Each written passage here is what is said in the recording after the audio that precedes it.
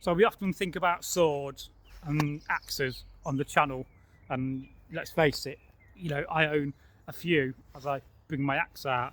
But what we often don't talk about is some of the brooches and the items you'd use for decoration, because this is a disc brooch, and this is a very nice example of a disc brooch as my Thor's hammer comes into play. And I'm sure you agree, that is a very, very nice thing, and I really, really love it. But what do you think? Would you prefer a disc brooch? Would you want to have a penannular brooch with a pin?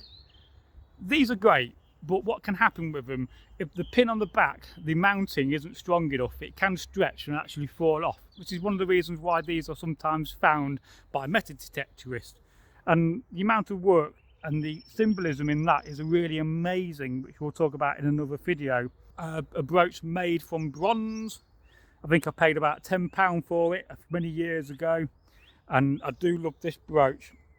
It's got a very nice mounting on the back. It's so important that the mounting is soldered on correctly, because believe it or not, they will come off, they will break if you're not careful. So when you buy one of these, make sure you buy a really, really nice one, a well-made one from a reputational, or from a company with good reputation.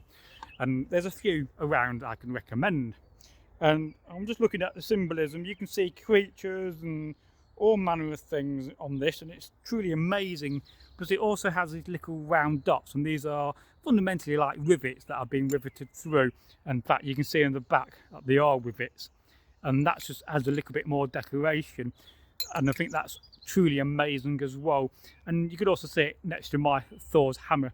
And we often have the misconception in the modern world of reenactorism that a lot of people will come on camp and they'll have 20 beads on their necklace trying to show off, where in fact the most common number of beads on a necklace was probably one, because again, these are classed as precious stones because they take a lot of time and effort to make. And this is one of my many Thor's hammers, Majonia. I've had this one, I think, since 1999. I sometimes wear it when I go out because I love to wear my Thor's hammer, because it says to people that I am a Norse pagan if they know what it is. But a lot of people don't recognise what this is. Amazingly, people don't appreciate that it is a Thor's hammer. And I read a comment the other day that was asking where they read and saw a video where somebody was talking about the original Thor's hammer being made of flint because it sparks. And that's quite an interesting, fascinating idea, isn't it? To think that Thor's hammer wasn't metal and was actually made of flint. And we do know that, they had stone axes, and we know that they had stone hammers called hammer stones. So could there be an element of truth to this? Could there be an aspect of this belief that Thor's hammer was actually not metal, but actually flint? It's a fascinating idea. And again, that would fundamentally go way back in time, way back from the Iron Age, way back the Bronze Age and into the Neolithic. So is that just a massive reflection of history? Or was Thor's hammers, or Thor's hammer itself made from metal? Personally, I think Thor's hammer was actually made from metal and not flint, but I do like the idea of it, because flint isn't the most toughest of materials, but then again, I don't have a lot of experience with working with flint. I would very much like to go down to and pay to do one of the courses by Will Lord, who demonstrates that sort of history, flint knapping. I'd really love to go and do that and learn that skill and actually go on one of his courses. And I have spoken to him. He's a really, really nice guy. If you don't follow Will Lloyd on YouTube and TikTok, then please do, and give him a shout out from Northworthy, because I really love his content, and that's the kind of content in the future that I want to aspire to film. In fact, one day I would very much like to build a longhouse down my garden, if I could raise the funds, and I think possibly I could, through a Fund Me page. What do you think? If I created a Fund Me page in 2 years' time and we got 100,000 subscribers and the channel's blowing up, would you send a couple of pounds to help a longhouse being built? Because it would be used for filming and education. And let's face it, with regard to my size, I've got the room for it.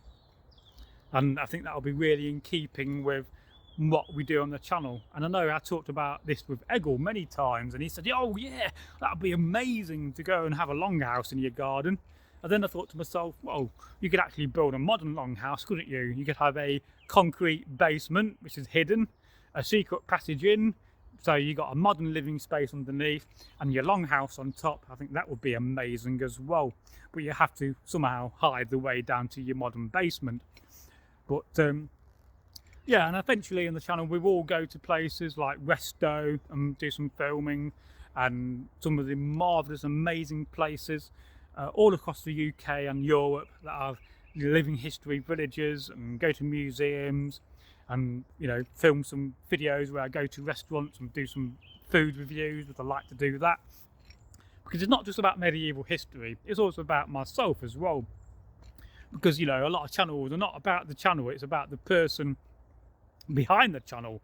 And you know, believe it or not, there's only me working on the channel. Most channels of this size will have half a dozen people working on them. I wear so many hats as I pull my hat out of my helmet. I really do. From editing, producer, to researcher, to the, you know, host. I'm the guy that answers the comments when I get the time and the energy. And this has been a fantastic journey. And why should you, as an individual, there you go, hello, why should you, you know, start a YouTube channel? Because it's an amazing journey, and everybody has a story to tell. Everybody has a voice, and your voice will be heard and listened to as equally as mine. So I think YouTube is such a wonderful thing, and especially in the future when there's potentially going to be less jobs about because of robotics and AI, more people are going to have to make content. And let's face it, today there's so many people making content. There's an awful lot of great, brilliant content out there, but there's also an awful lot of slop. You know, not just AI slop, but personal people slop, because they don't take the time to, you know, buy a good camera. They don't know about presentation. They don't know how to keep you entertained on camera. They don't know how to tell a story, tell a joke. So these are the fundamental things which I think are a skill for the future. The ability to talk, the ability to listen, because that is such a skill. It really is. You know, if you're a great talker, you need to develop your listening skills. If you're a great listener, you need to develop your talking skills. Yeah, you know, when I started YouTube many years ago as another channel, and I started this channel, I asked myself one question: as a modern pagan, a Norse pagan, how do I get to Valhalla?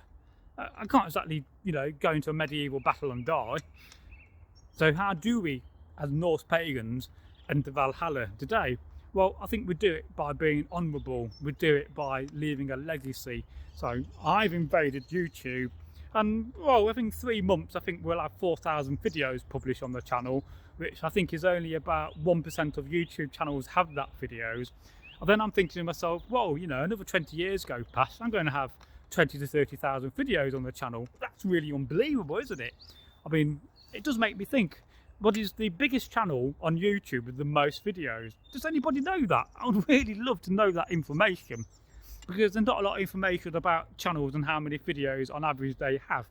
I think the average channel will have less than 10 videos on. Can you believe that? 10 videos. I can film 10 videos in a day.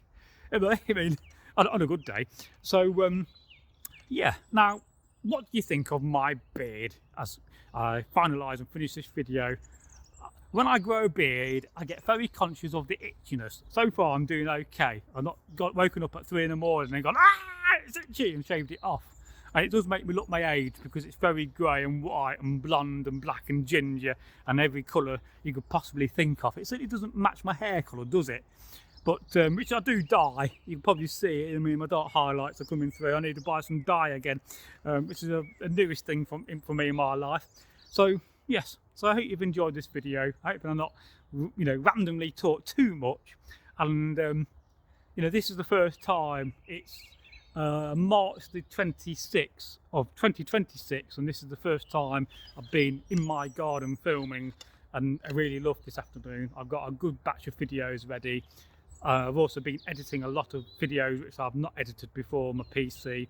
This is why I'm putting out so much content at the moment, because literally I think in my shorts folder on my PC there's 3,000 videos I've got to go through, and there's an awful lot of videos from Eggle which I've never published so far, which I'm keeping for those special occasions on the 9th of every month when we celebrate our late and great channel host Eggle Thorson. Oh yes, God bless Eggle, may the gods look down on him, and I'm sure he'll be looking down and smiling. And it's nice to know that Eggle was buried with his favourite cloak and his favourite sword. He got cremated, which is his wishes. So, and I didn't go, I never got an invite. Some, you know, I wish I did, but you know, it's okay, you know.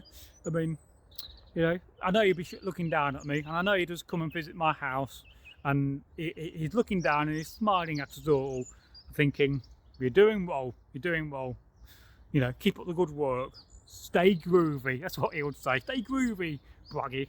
So onwards and upwards, and if you're new to the channel, then please do consider subscribing and leave me a comment.